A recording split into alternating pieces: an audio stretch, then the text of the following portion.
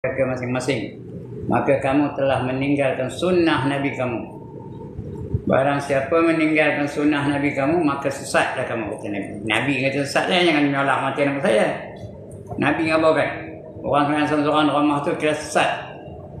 Jadi kecuali ada uzur yang dibenarkan oleh syarak, itu lain. Tak ada uzur, mesti datang berjemaah. Orang yang sembahyang berjemaah ni melazimkan sembahyang berjemaah, di antaranya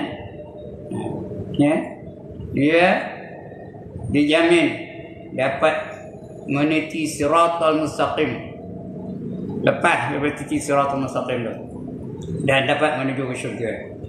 Itu di antaranya. Tempat dia berjemaah tu dah jadi kenderaan dia untuk meniti siratal mustaqim. Di mana dia berjemaah, itu dia yang jadi kenderaan dia untuk meniti siratal mustaqim. Mudah-mudahan kita masuk dalam golongan itu dan dapat kita kebahagiaan ataupun melepas titi siratal mustaqim. Itulah hari raya bagi orang beriman. Di antara hari raya bagi orang beriman itu ialah apabila dia berjaya melepasi titi siratal mustaqim. Baru dah kira sebagai hari raya. Yang lain tu yang kita sambut tu bukan hari raya sebenarnya. Yang kita sambut tu apa rayanya? Kena lemang 3-4 ketul kan? Udah ngantuk, dah tidur. Penuh-penuh ke tidur. Dah pening kepala. Ini hari raya benar. Kalau dalam syurga tu, Allah sediakan syurga tu, nikmatnya pun ada 99% lagi Allah sediakan nikmat di syurga. Yang Allah sediakan di dunia ni baru 1% saja yang kita sebut perkara benar. 1% saja. Bergaduh-gaduh tu, sampai perang-perang tu, sampai berbunuh-bunuh tu. Nak merebut hanya 1% saja nikmat yang Allah sediakan di dunia ni. Sedangkan Allah sediakan lagi di akhirat, di syurga 99% lagi. Apa yang tak ada di syurga tu? 99% lah. Kenderaan 99% lagi, makanan 99% lagi, pakaian 99% lagi, tempat tinggal 99% lagi, siapa tanda angkat tangan? Itu di syurga. Sebab itu disebut syurga tu sesuatu yang tak pernah dilihat oleh mata, tak pernah didengar oleh telinga, dan tak pernah terlintas di hati kita. Ma la ainun ra'at wala udhunun sami'at wala khatara ala qalbi bashar. Itu keadaan di syurga, ya. Sesuatu yang tak pernah terlintas di hati, tak pernah kita tengok dengan mata kita, lawanya, cantiknya, egiknya, dan tak pernah terdengar di telinga, merdunya, sedapnya, lazatnya, dan tak pernah terlintas di hati kita. Tak usah pun nak menceritakan, bayang namun tak tahu kita nak membayangnya. Itu kehebatan syurga yang Allah sediakan, ya. Baik, untuk malam ini kita sambung lagi pembacaan kita. Kalau tak salah saya, bab yang ketiga. Masuk tajuk baru malam ni, ya. Betul? Bab yang ketiga, pada menyatakan zuhud. Kalau salah ke apa? Ya, betul, ya? Zuhud. Apa itu zuhud? Perbuatannya namanya zuhud. Orang yang zuhud dipanggil zahid. Kita naklah jadikan diri kita sebagai zahid atau zahidah. Kalau wanita, zahidah. Perbuatannya namanya zuhud. Kita baca senang.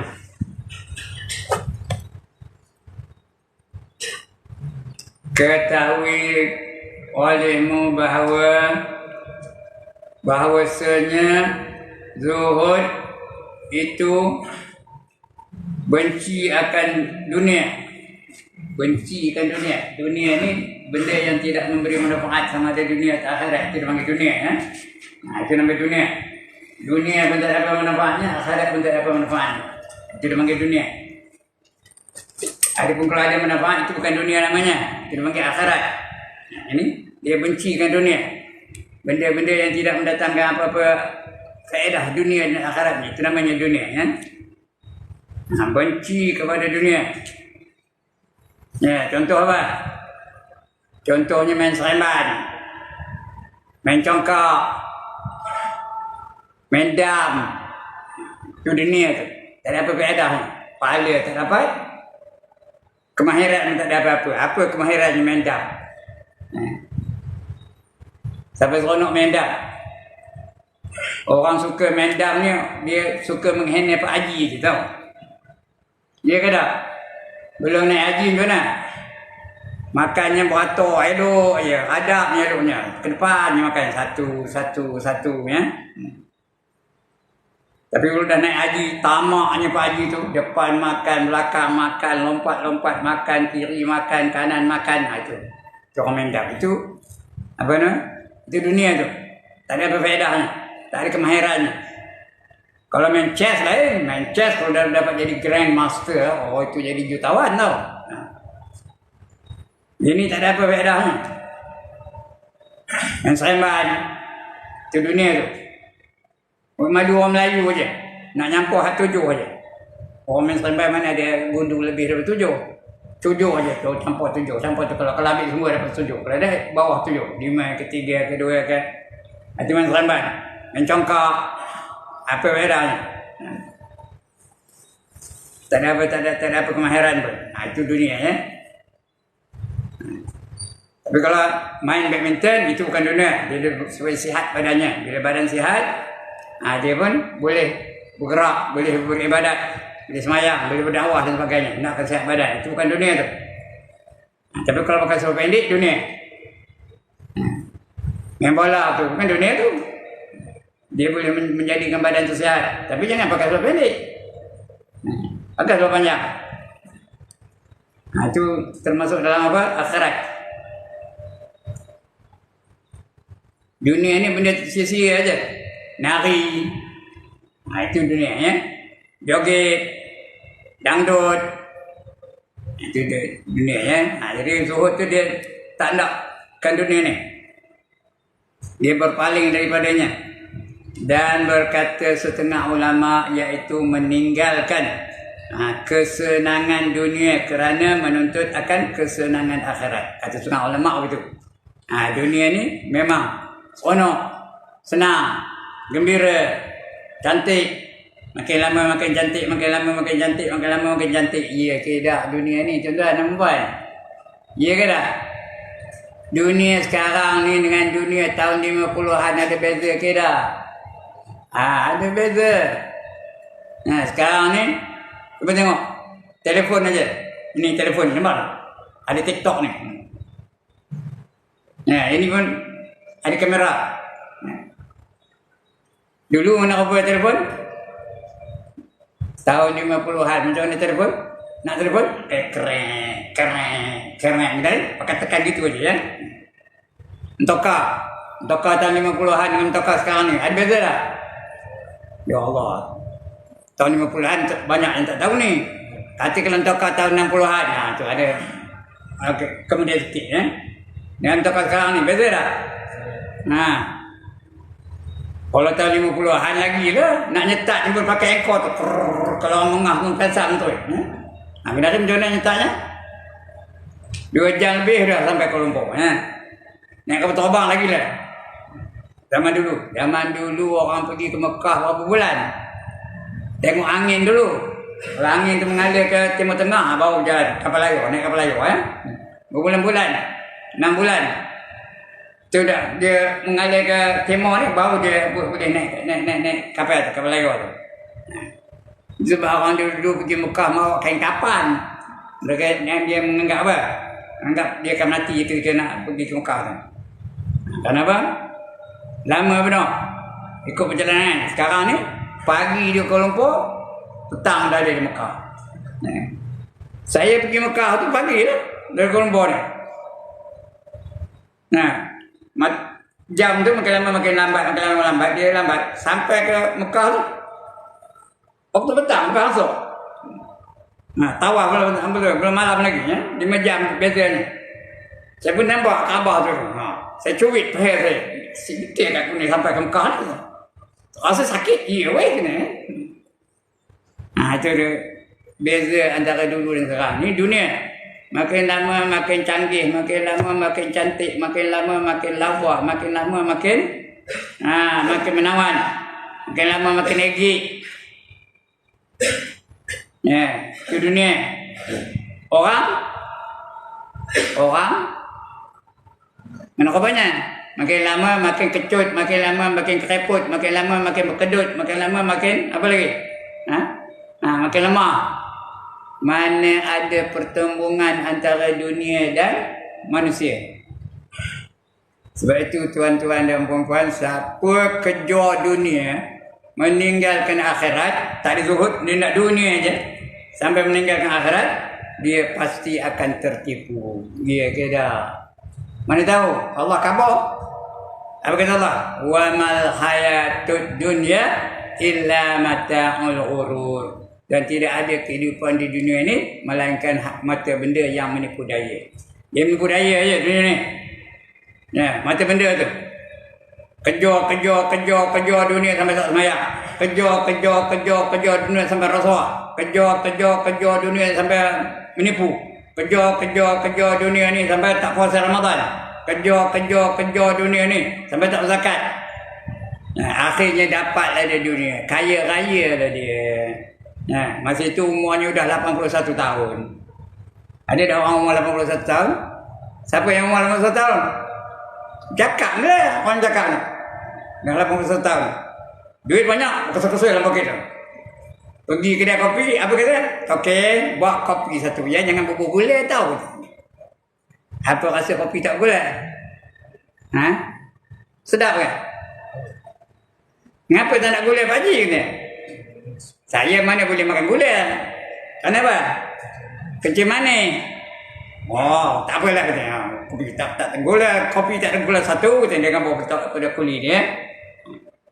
Betul? Pak Haji nak makan roti canai ke? Saya mana boleh makan roti canai. Kenapa? Minyak banyak, kolesterol banyak. Saya ada penyakit jantung. Oh iya kan, jangan Pak Haji. Sedap ni Pak Haji kata dia. Lauknya sedap ni. Daging ada, kambing ada, lembu ada, robot ada, rusa pun ada. Apa jawab Pak Haji tu? Saya mana boleh makan kambing. Kenapa tak boleh makan kambing? Mana boleh makan daging lembu? Mana boleh makan daging robot? Kenapa tak boleh? Darah tinggi. Oh jangan. Ini ada. Lala ada, ketam ada, sotong ada, udang ada. Apa jawabnya? Saya mana boleh makan itu semua. Kenapa? Gaut. Hati apa nak makan Pak Haji? Buatlah saya roti menggali itu, saya colik dengan kopi pahit tu dah. Duit berkesel-kesel dalam poket. Ya, beratus-ratus ribu dalam poket. Tapi tak dapat menikmati. Nikmat yang patut dia dapat, dia tak nak. Itu dan tertipu tu. Sebab itu siapa kejar dunia, meninggalkan akhirat, maka dia akan tertipu. Allah dah khabar. Jadi saya baca ayatnya, wa mal hayatud dunya illa mata'ul ghurur. Ini apa itu ya? Dan berkata setengah yang lain menyimpankan atas qadar yang sangat berhajat kepada barang yang diyakinkan akan halnya. Dia tidak yang berhajat aja dia gunakan dunia ni. Tak ada hajat. Dia tak ada. Itu orang zuhud itu. Orang zuhud yang hajat saja. Keperluan saja.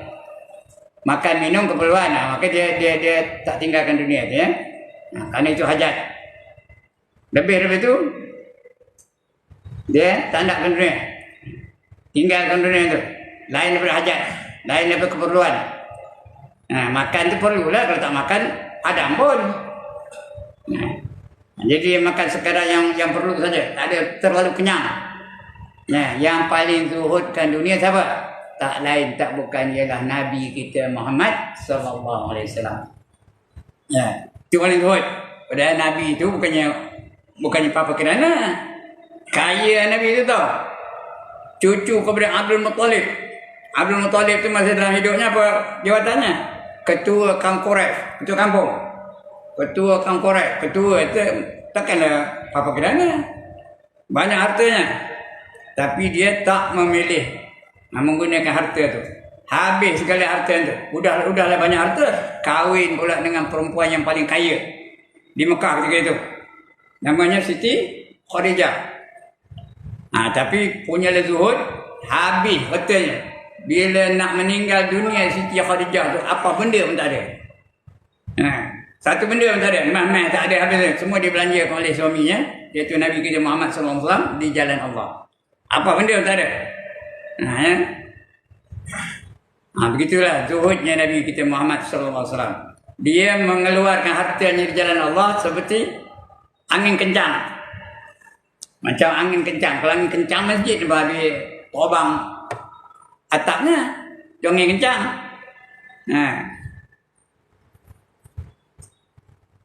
Wa kana sallallahu alaihi wasallam ajwada bil khair karihil mursalah, kata dalam tibaannya, ya. Bukan dalam Quran itu ayat Quran. Sesungguhnya Nabi sallallahu alaihi wasallam itu dia membelanjakan harta yang jalan Allah macam angin yang kencang. Itu dia belanja di jalan Allah, bukan belanja beli benda-benda yang tak guna, bukan belanja beli kotak bingung rumah tu, tak ada. Dia belanja untuk di jalan Allah saja. Habis dia infaknya jalan Allah, ya. Itu Nabi paling zuhud, paling tawaduk, paling segala-galanya yang sempurna, itu Nabi, ya. Itu yang paling zuhud. Jadi kita nak jadi kita sebagai contoh, ikut dan suri teladan, kerana dia adalah orang yang patut kita contohi. Kerana Allah suruh ni, Allah suruh kita menjadikan baginda sebagai contoh. Paling zuhud dia lah, paling sabar dia lah, paling berani dia lah, paling bijak dia lah. Apa saja sebutnya, dia adalah orang yang terbaik. Kerana dia tu disifatkan sebagai akmalan nas, sesempurna manusia. Tak ada yang lebih sempurna dari dia, ya. Nombor satu dia, paling tawaduk dia, paling berani dia, paling pemaaf dia, paling pemurah dia, paling mengasihani pun dia. Tak ada apa tandingan. Guru yang terbaik, pendakwah yang terbaik, pemimpin yang terbaik, pentadbir yang terbaik, apa saja semua dia nombor satu, ya. Itu Nabi. Itu yang paling zuhud dia tu. Ya. Kecuali dengan hajat lain. Kalau hajat dipakai di dunia tu kerana hajat. Nabi makan, bukan tak makan. Yang tak makan malaikat. Nabi makan, tapi makan juga nak. Dia akan makan hanya ketika baginda lapar, dan akan berhenti sebelum baginda kenyang. Kita tak. Baru lepas minum, dia ajak minum lagi. Sama muntah. Tak muntah. Ya orang ni tak kerti muntah kan. Lebih dari kenyang. Muntah tu atas dari kenyang lagi. Udah nak muntah, isi lagi. Itu muntah. Tengok Nabi berbuka puasa. Apa? Dia berbuka puasa 3 biji tamar dan segelas air. Air sejuk. 3 biji tamar, segelas air. Jadi soal melambat-lambatkan sembahyang timbul ke? Kalau makan tamar 3 biji, segelas air, boleh lambat sembahyang ke? Tak timbul. Sebab Nabi tak pernah lambat sembahyang maghribnya. Kita selalu lambat. Kenapa? Kenapa selalu lambat? Kerana makannya 3 pinggan nasi, 3 mangkuk buah kacang, 3 piring bihun, 3 gelas air. Lepas tu nyandor dulu. Nabi rokok pula 3 batang rokok dulu. Itu asas sembahyang maghrib masbuk. Asas sembahyang maghrib masbuk. Bila nak jadi orang bertakwa tu sembahyang selalu masbuk aja, sedangkan puasa itu melatih kita menjadi orang-orang yang bertakwa. Jangan ayat puasa tadi. Kutiba alaikumus siyam kama kutiba alal ladzina min qablikum la'allakum tattaqun. Hati kau dah masbuk aja bila nak jadi takwa ni. Mudah-mudahan kamu menjadi orang takwa. Ya. Itu baginda yang paling baik dalam segala apa segi pun. Sebab itu diperintahkan kita ni ikut dia kerana dia orang yang terbaik. Tak ada perintah ngabarkan suruh ikut Haji Ibrahim. Kerana Haji Ibrahim bukan orang yang terbaik, orang yang paling buruk. Perangai buruk, akhlak buruk. Paling tamak. Itu Haji Ibrahim dia. Sebab itu tak ada ayat mengatakan suruh ikut Haji Ibrahim, ada? Ada ayat. Laqad kana lakum fi Haji Ibrahim uswatun hasanah, ada? Mana ada? Tapi Nabi ada tak? Laqad kana lakum fi Rasulillahi uswatun hasanah. Sesungguhnya untuk kamu dalam diri Rasulullah itu adalah ikutan yang terbaik. Baik. Dan berkata setengah yang lain menyimpankan yang qadar. Qadar tu had mana yang tak? Yang sangat berhajat kepada barang yang diyakinkan akan halnya. Dia yakin berhajat benar. Simpan itu had itu yang boleh. Lebih tak boleh. Dan berkata setengah yang lain meninggalkan menuntut yang tiada ada hingga habis barang yang ada. Dia tak menuntut benda yang tak ada kecuali bila dah habis barang yang ada tu baru dia cari yang tak ada. Faham ke ayat ni? Tengok ayat ni. Guna ya? Meninggalkan menuntut yang tiada. Benda tak ada. Tak ada cari-carinya. Tak ada tuntutnya. Tak ada dia usaha untuk mendapatkannya. Hingga habis barang yang ada. Bila dah habis baru dia cari. Dah habis beras baru cari beras. Dah habis gula baru cari gula. Dah habis tepung baru cari tepung. Dan sebagainya. Dah habis garam baru cari garam. Bukan tengah banyak tu simpan. Tak ada. Itu bukan zuhud namanya. Itu membazir namanya. Itu nama zuhud tu. Dan bahawasanya zuhud itu satu kelakuan hati yang dipuji. Sifat apa? Mahmudah. Zuhud tu sifat mahmudah. Sifat yang dipuji. Lawan zuhud apa? Membazir. Membazir tu sifat mazmumah. Sifat yang dikeji. Kita nak sifat yang dipuji kan nak sifat yang dikeji. Kita nak sifat yang dipuji. Dapat pahala. Jangan memiliki sifat yang dikeji. Itu mazmumah. Mazmumah tu sifat yang membinasakan dia. Dikeji, dia binasa lah. Nanti masuk neraka. Kita nak masuk syurga. Itu sifat yang dipuji. Itu satu kelakuan hati yang dipuji. Dan menyebabkan ia akan kasih Allah Ta'ala. Allah kasihkan dia. Dan sekalian manusia pun kasihkan dia. Kalau zuhud, kalau dia zuhud ya, manusia pun kasihkan dia. Tak ada tamak tengok kata orang. Dia punya kata, aku punya kata, aku tak ada pula tamak tengok dia. Tak ada kerja nak minjam je. Tengok orang tu beli motor baru nak minjam. Tengok orang tu beli baju baru nak pakai. Kira nak minjam aja. Ini dah. Dia tak ada kasih dengan hati orang. Jadi manusia pun suka dengan dia. Allah pun suka dan sekalian manusia pun akan orang yang bersifat zuhud sendiri. Manusia pun suka. Kerana sabda Nabi SAW, apa Nabi kata tentang orang zuhud tu? Izhad fit dunya yuhibbukallahu wazhad fima fi aidi nas yuhibbukan nas. Izhad fit dunya, zuhud kamu tentang hal-hal dunia, yuhibbukallah, Allah kasihkan kamu. Kalau kamu zuhudkan dunia ni, Allah kasih. Kalau Allah kasih, Allah pelihara kita. Tanda Allah kasih tu Allah pelihara kita. Mata kita Allah pelihara. Telinga kita Allah pelihara. Lidah kita Allah pelihara. Kalau Allah dah kasih yang kita. Sebab banyak buat yang sunat-sunat. Bila kita buat yang sunat-sunat tu, Allah kasihkan kita. Bila Allah kasihkan kita tu, akulah penglihatannya. Jadi maknanya aku pelihara mata kamu itu. Akulah pendengarannya. Pendengaran kamu itu adalah pendengaranku, kata Allah dalam hadis ini, hadis kursi ya. Firman Allah, hadis kursi. Hadis kursi itu artinya mesejnya dari Allah, tapi susun kata daripada Nabi kita Muhammad sallallahu alaihi wasallam. Buatlah yang sunat-sunat tu sehingga aku kasihkan kamu, kata Allah ya. Jangan tinggal yang sunat-sunat tu. Jangan curi bibion dengan sunat, alah sunat ke wajib ni. Buat yang sunat-sunat tu. Bila kamu buat yang sunat-sunat tu, aku akan kasihkan kamu, kata Allah.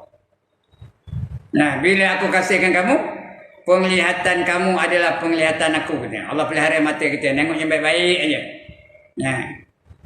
Pendengaran kamu adalah pendengaran aku. Apa yang kita dengar tu yang baik-baik aja. Nasihat-nasihat, orang baca Quran kita dengar, orang zikir kita dengar, itu aja, yang baik-baik aja. Okey, Pak? Tangan kamu yang mencapai adalah pencapaianku. Kita pegang benda yang elok aja. Kaki kamu yang berjalan adalah perjalananku. Kamu pergi ke tempat-tempat yang diredha Allah tu saja. Ya? Itu kalau Allah dah kasih kita. Apa saja. Semua Allah bagi berkat. Mata berkat, telinga berkat, lidah berkat, tangan berkat, kaki berkat, perut berkat, kemaluan pun berkat. Mula-mula Allah bagi berkat. Bila dapat berkat, baru Allah bagi rahmat. Ya. Nakkan rahmat, kena berkat dulu.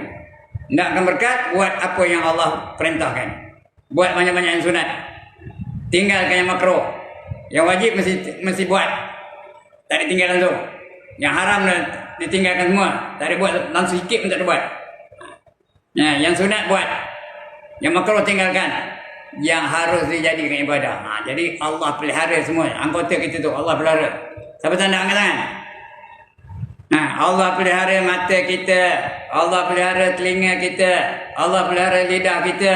Allah pelihara tangan kita. Allah pelihara kaki kita. Allah pelihara perut kita. Yang masuk dalam perut itu semua yang baik-baik lah. Allah pelihara kemaluan kita. Ya. Semua boleh jadi ibadah tu. 7 anggota yang ada pada kita tu jadi ibadah. Itu ya. Itu dia apa yang diperintahkan oleh Allah. Jadi jangan tinggal yang sunat-sunat tu. Buat supaya Allah kasih kita. Kita nak kasih sayang Allah, bukan kasih sayang manusia. Itu ya. Jadi apa artinya? Tengok, zuhud olehmu. Nabi perintah tu. Zuhud olehmu pada dunia. Nescaya kasih. Kasih akan dikau oleh Allah Ta'ala. Dan zuhud olehmu daripada barang yang di tangan manusia. Daripada dunia. Nescaya kasih akan dikau oleh manusia. Tengok orang ada barang, jangan dengki. Jangan hasad. Yang kira nak minjam aja. Dia punya pasal. Jangan nak merosakkan barang orang je. Ini hadis ni diriwayatkan oleh At-Tirmizi. Dan menyatakannya hadis ini hasan. Apa tu hadis hasan? Hadis baik. Dan Al-Hakim. Perawi yang seorang lagi namanya Al-Hakim. Dan menyatakan hadis ini sahih. Jadi hadis-hadis ini hasan sahih. Dia bawah sikit pada mutawatir aja. Paling baik hadis ialah mutawatir. Bawah itu ialah hasan sahih. Hadis yang hasan yang baik lagi betul-betul itu sebagai hadis. Adalah zuhud itu terjadi kerana ilmu. Kenapa nak zuhud? Kerana ada ilmu. Dia nak tahu bahawa zuhud itu perbuatan yang baik. Allah puji. Kalau nak zuhud lah, nak ada dengan ilmu, baru dapat sifat zuhud. Allah puji. Itu akan datang kita baca insya-Allah ya. Mengapa nak zuhud? Ada 2 sebab. Yang pertama kerana ilmu, tahu Allah puji yang zuhud tu, dapat pahala, dapat pahala besok ditimbang berat pahala. Dosa ringan. Ada pernah ayat ni. Fa amma man saqulat mawazinu fa huwa fi 'ishatir radiyah. Barang siapa berat timbangan kebajikannya, maka dia sentiasa berada dalam keredaan Allah Ta'ala. Allah redha dengan dia. Kita nak pahala banyak. Jadi zuhud tidak antara perbuatan yang mendatangkan pahala. Sebab kita nak ada ilmu tu. Itu nak ada ilmu. Dalilnya ada, ada Quran, ada di sini. Akan kita baca bulan depan ya. Wa qala allazina utul ilma wailakum sawabullah khairul liman amana wa amila sholihan. Surah Al-Qasas ayat 80. Itu bulan depan ya. Untuk pagi untuk malam ini cukup sekadar itu. Mengapa nak zuhud? Mesti ada ilmu. Karena zuhud tu perbuatan yang Allah suka. Nak ada ilmu tu. Bila ada ilmu, ada latihan-latihan untuk zuhud. Jadi ilmu dan amal. Bab tasawuf ni tuan-tuan, nak mengamalkannya, yang pertama nak tahu, nak ada ilmu. Yang kedua nak ada latihan-latihan. Baru kita boleh amalkan bab tasawuf ni. Zuhud boleh amalkan, tawaduk boleh amalkan, boleh dihindar pembelian. Yang hindar pun begitu juga, nak ada ilmu juga. Bahawa benda itu membinasakan, nanti kita akan masuk neraka. Tak tahu. Kemudian ada latihan-latihan supaya kita boleh amalkan. Sekian dulu tuan-tuan dan puan-puan. Dah bunyi dah. Ya. Mudah-mudahan dapat sesuatu yang kita boleh manfaatkan dalam pembacaan kita pada malam ini. Ya. Salah silap minta ampun, minta maaf. Ya. Sebelum saya tutup, ada siapa-siapa nak bangkang?